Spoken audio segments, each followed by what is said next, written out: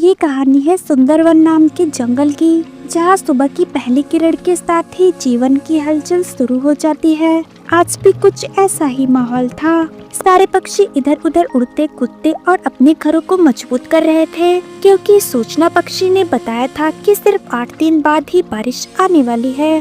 पेड़ों पर लगे छोटे छोटे पत्ते हवा में झूल रहे थे और सभी लोग अपने अपने कामों में लगे हुए थे। पर इस पूरी हलचल के बीच एक पेड़ पर 2 पक्षी आराम से मजे कर रहे थे, जिनका नाम भूरा और रीमा चुड़िया था। दोनों मस्त बेफिक्र और बाकी सबकी तरह मेहनत करने से कोसों दूर थे।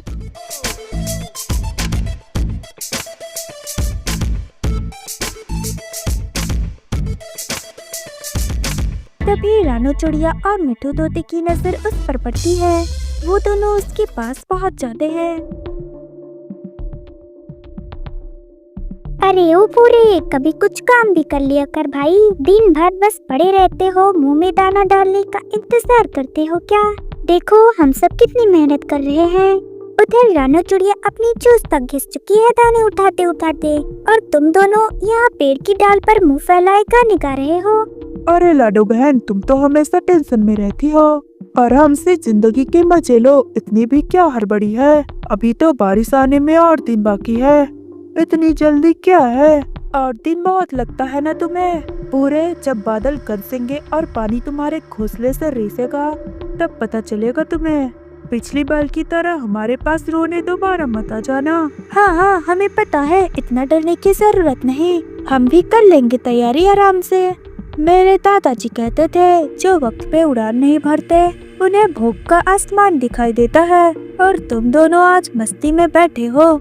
अरे मिट्टू भाई, अब तुम दादाजी के तुझ से मत सुनाने लग जाओ।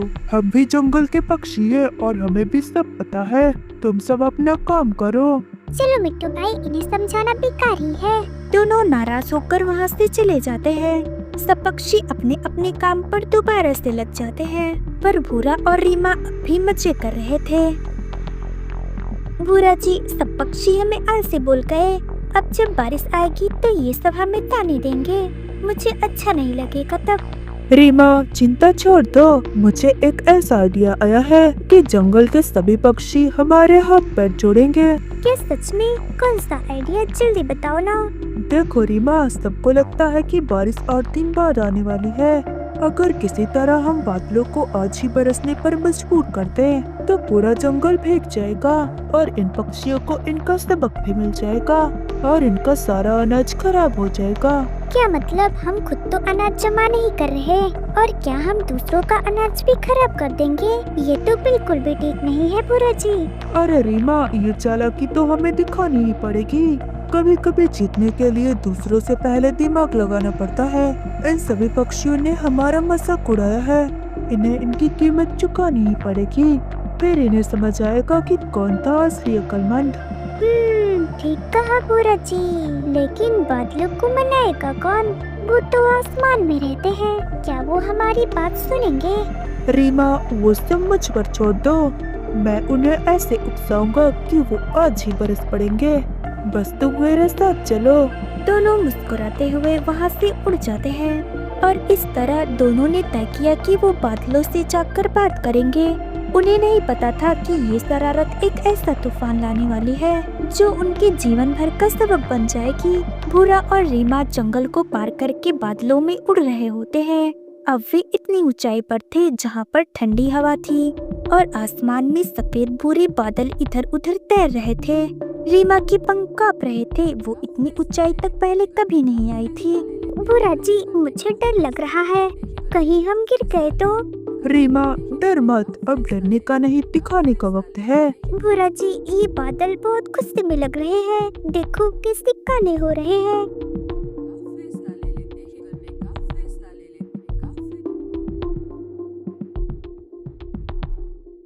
ओ बादल, क्या तुम सुन रहे हो? नीचे सब तुम्हारे आने का इंतजार कर रहे हैं, पर तुम क्या कर रहे हो? बस आसमान में तैर रहे हो आलस से। कौन हो तुम और तुम्हारी ऐसे बात करने की हिम्मत कैसे हुई हमसे? अरे वाह, बड़ी बड़ी बात है।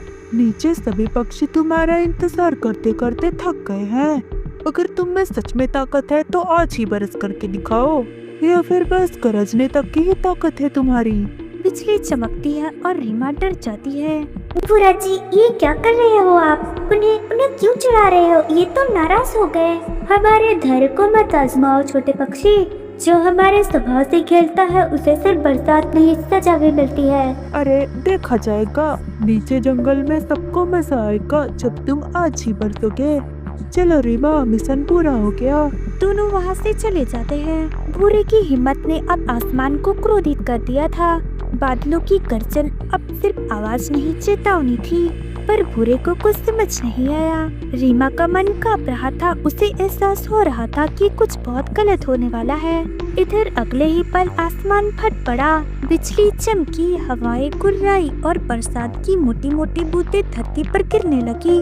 देखते ही देखते पूरे जंगल में बाढ़ आ गई। सभी पक्षियों के घोंसले पानी में बहने लगे। सभी जंगलवासी बहुत ही ज्यादा परेशान हो गए। अरे ये क्या हो गया? अभी तो बारिश में 8 दिन बाकी थे। मेरे सारे अनाज बह गए। हमने कितनी मेहनत किया था और सब खत्म हो गया। हाँ, हमें जल्दी से किसी सुरक्षित स्थान पर जाना होगा। हाँ चलो चलो।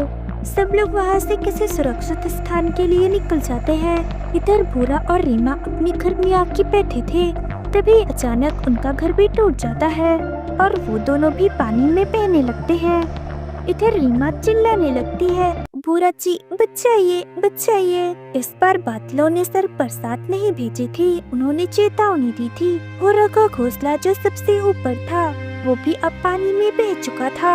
हमारा घर सब कुछ चला गया। बुरा जी, अब हम कहाँ जाएंगे? हाँ रीमा, मैंने बहुत बड़ी गलती कर दी।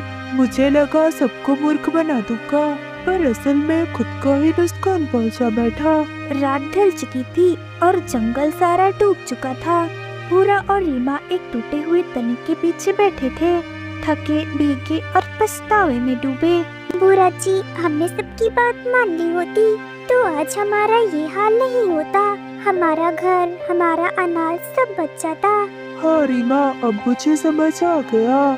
समझदारी का मतलब दूसरों को गिराना नहीं होता, बल्कि सही वक्त पर दूसरों को उठाना होता है। हमने बादलों से खिलवाड़ किया, वो सिर्फ अपनी ड्यूटी कर रहे हैं। अब हमें उनसे माफी मांगनी होगी। माफी? क्या वो हमारी बात सुनेंगे? पता नहीं रीमा, चलो मेरे साथ चलो। दोनों फिर से आसमान की ओर उड़ जाते हैं और बादलों से अपने किए की माफी मांगते हैं और बादल उन्हें माफ भी कर देते हैं और जंगल को फिर से हरा भरा बना देते हैं। भूरा और रीमा एक अच्छे पक्षी की तरह सबके साथ मिलजुल कर रहने लगते हैं। ऐसी ही स्टोरी देखने के लिए हमारे चैनल को लाइक और सब्सक्राइब करें और हमारी छोटी सी फैमिली का हिस्सा बने।